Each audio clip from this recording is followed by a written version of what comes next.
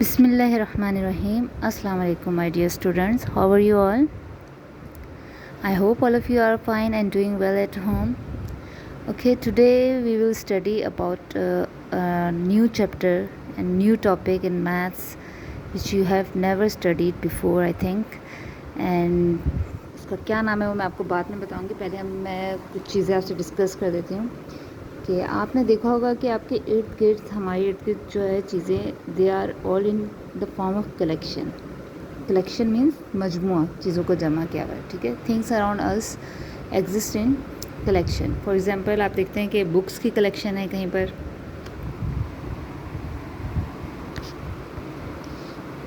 ये आप देख रहे हैं कि यहाँ पे बुक्स की कलेक्शन है. ये देखें, ये डिफरेंट ग्लव्स पड़े हैं तो इसको हम कहेंगे ये हमने ग्लव्स कलेक्ट किए हुए हैं, ग्लव्स की कलेक्शन है. यहाँ आप देख रहे हैं कि पेंसिल एंड पेन की कलेक्शन है और ये शार्पनर्स की कलेक्शंस हैं. और अगर अपने शू रैक पे देखें तो आपके शूज़ की कलेक्शन वहाँ पर मौजूद होती है. ठीक है, आप अपने वार्डरोब पे देखें तो वहाँ पे आपके कपड़ों की कलेक्शन मौजूद होगी. तो आप देखते हैं कि हमारे इर्द गिर्द जो चीज़ें हैं वो सब इन द फॉर्म ऑफ कलेक्शंस मौजूद है. ठीक है, जैसे हमने आपको कुछ एग्जांपल्स दिखाई, बुक्स की, शूज़ की, ग्लव्स की और पेंसिल्स की कलेक्शन. अब आप कहेंगे मैथ्स में कलेक्शन का क्या काम है. तो जनाब जो हम आज का टॉपिक पढ़ रहे हैं वो असल में है कलेक्शन के बारे में, चीज़ों की कलेक्शन, और उसका नाम है सेट. तो जनाब हम आज पढ़ेंगे सेट थ्योरी इन मैथ्स. और सेट क्या होती है कि कुछ चीज़ों की कलेक्शन होती है. ठीक है, सेट जैसे आपने आपको डिफरेंट सेट्स दिखाए, इसके अलावा आप डिनर सेट देखते हैं, सोफ़ा सेट घर में देखते हैं. ठीक है, तो सेट क्या होता है कि डिफरेंट चीज़ों की कलेक्शन होती है. लेकिन क्या हर कलेक्शन ऑफ सेट सेट है? मैथ्स में हर कलेक्शन ऑफ ऑब्जेक्ट्स जो है वो सेट नहीं है. तो मैथ्स में सेट क्या होते हैं? Set is a collection of well defined and distinct objects. ठीक है, अब हमने ये दो चीज़ें समझनी है कि what is a well defined and what is a distinct. ठीक है, हर कलेक्शन ऑफ ऑब्जेक्ट्स जो है वो सेट नहीं होगा. सेट के लिए ज़रूरी है कि वो वेल डिफाइंड हो और वो डिस्टिंक्ट हो. ठीक है, डिस्टिंक्ट का मतलब होता है मुख्तलिफ, मुनफरिद, अलग. ठीक है, यानी सेट के अंदर जितनी भी चीज़ें हों वो एक दूसरे से अलग होनी चाहिए. और वेल डिफाइंड का मतलब होता है कि it does not vary from one person to another person. मतलब ये कि अगर मैं आपसे कि किसी सेट का पूछूं तो आप उस सेट के अंदर जो जो चीज़ें बताएं, दूसरा बंदा भी कहे कि हाँ इस सेट के अंदर यही यही चीज़ें आनी हैं, और मैं भी कहूँ कि हाँ मुझे पक्का यकीन हो कि हाँ इस सेट के अंदर यही एलिमेंट्स आएंगे.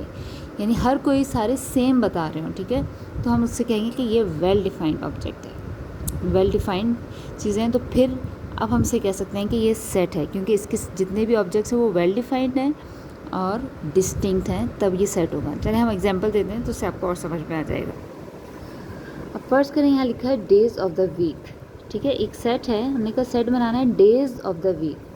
अब हम देखेंगे सेट की तीन प्रॉपर्टीज़. सबसे पहले तो कि वो कलेक्शन होनी चाहिए, डिस्टिंक्ट होनी चाहिए और वेल डिफाइंड होनी चाहिए. ठीक है, हमने सेट की डेफिनेशन पढ़ी. सेट क्या है? Set is a collection of distinct and well defined object.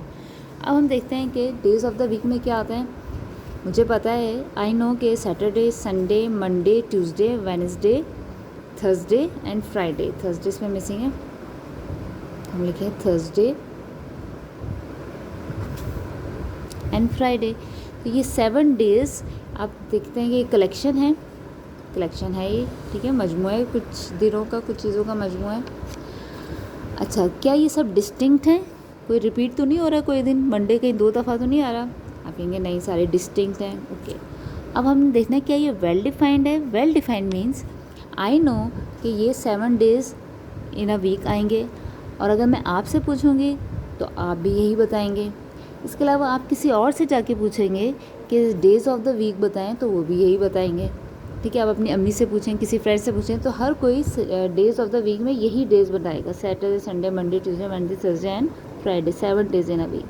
तो इसका मतलब हुआ कि आपका जो ये कलेक्शन भी है, डिस्टिंक्ट भी है सारी चीज़ें, और ये वेल डिफाइंड भी है. ठीक है, वेल डिफाइंड मीन्स यानी हर कोई उसके एलिमेंट्स को वही बताए. It does not vary from person to person. Vary का मतलब होता है चेंज होना, यानी हर कोई अलग अलग नहीं बताएगा, उसका सेम ही बताएगा. ठीक है, well defined means everyone will tell the same elements of the set. तो इसका मतलब है ये days of the week this set है, ठीक है, this is a set. एक और एग्जाम्पल देखते हैं, all the vowels of English alphabet. English alphabet में जितने भी वॉवल्स हैं उनका सेट बताना है.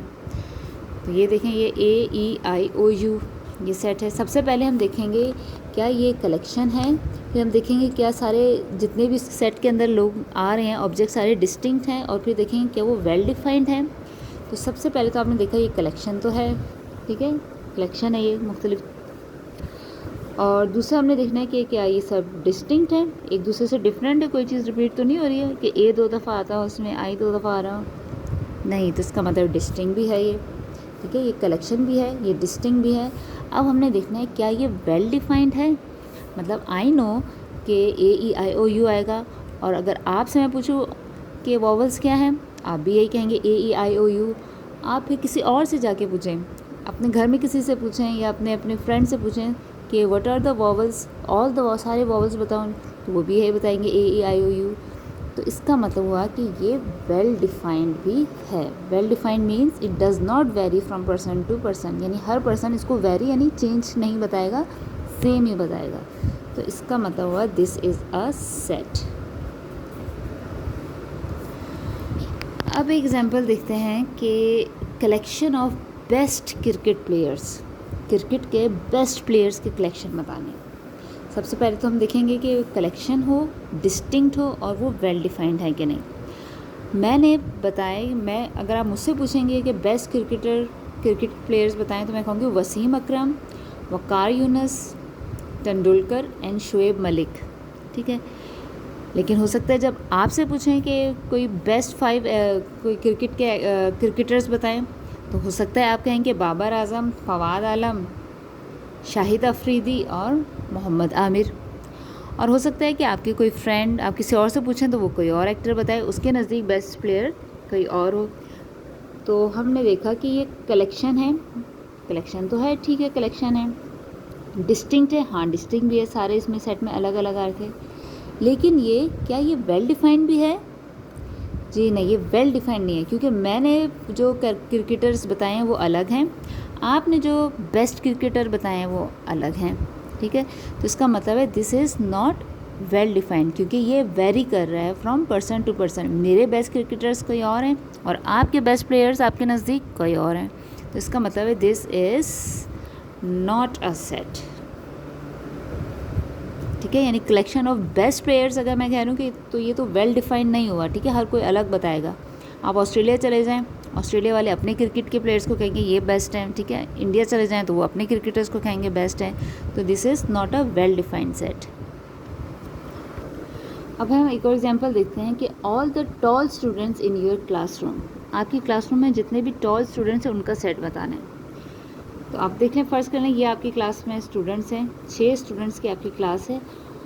तो आप इससे पूछेंगे आपके अपनी क्लास में टॉल स्टूडेंट्स बताए, तो वो इन सब के नाम बता देगा. लेकिन अगर आप इससे पूछेंगे कि टॉल स्टूडेंट्स बताएं, तो वो कहेंगे कि नहीं सिर्फ ये 2 टॉल हैं. इससे पूछेंगे तो कहेगा नहीं ये 3 टॉल हैं, ठीक है. और हो सकता है टीचर कहे कि बस सिर्फ एक ही बच्चा क्लास में टॉल है, बाकी सारे शॉर्ट हैं, ठीक है. तो अब हम देख रहे हैं ये कलेक्शन तो है, टॉल स्टूडेंट 6 स्टूडेंट्स हैं, डिस्टिंक्ट भी हैं, चलो अलग अलग आ रहे हैं. आपने कहा, इसने कहा कि ये 2 हैं, इसके सेट में 2 अलग अलग आ रहे हैं, कलेक्शन भी आया. इसने कहा कि ये सब हैं, तो इसके सेट में भी कलेक्शन भी आ रहे हैं, सब डिस्टिंक्ट भी हैं. लेकिन क्या ये सेट वेल डिफाइंड हो सकता है? This is not well defined, क्योंकि इसका सेट अलग बन रहा है, इसका सेट अलग बन रहा है, इसका सेट अलग बन रहा है, और टीचर का सेट अलग बन रहा है, ठीक है. तो इसका मतलब है अगर हम कहें कि students, all the tall students in your class, तो उसका सेट जो है वो सेट नहीं होगा, इट्स नॉट अ सेट. तो सेट हेल्प्स, अब आप ये सोचेंगे कि सेट हम पढ़ते क्यों हैं, why do we study the sets, maths में सेट का क्या काम है. तो जनाब सेट, क्योंकि maths is all about the numbers, तो सेट में जैसे आप ये देख रहे हैं ये सारे पॉजिटिव नंबर्स हैं और ये सारे नेगेटिव नंबर्स का सेट है, और ये नेगेटिव और पॉजिटिव दोनों नंबर्स का सेट है, ठीक है. तो सेट हमें नंबर्स को ऑर्गेनाइज करने में हेल्प करता है. ठीक है।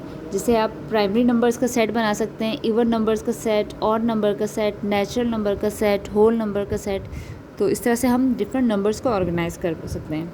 इसके अलावा डिफरेंट पैटर्न्स को समझने में हेल्प करता है, और बहुत से वर्ड प्रॉब्लम्स हैं जो सेट अगर हम पढ़ते हैं तो वो हमें नंबर्स चीज़ों को ऑर्गेनाइज करने में काफ़ी हमें हेल्प मिलती है। तो ये है सेट की डेफिनेशन, जो कि आप अपने अब याद रखनी है कि सेट क्या होते हैं। Set is a collection of, what is a set? Set is a collection of well defined and distinct objects. तो मेरे ख्याल से अब आपको कलेक्शन भी समझ में आ गया, कलेक्शन क्या होता है। वेल डिफाइंड भी समझ में आ गया, what does mean by well defined and what is mean by distinct, मुख्तलिफ हैं।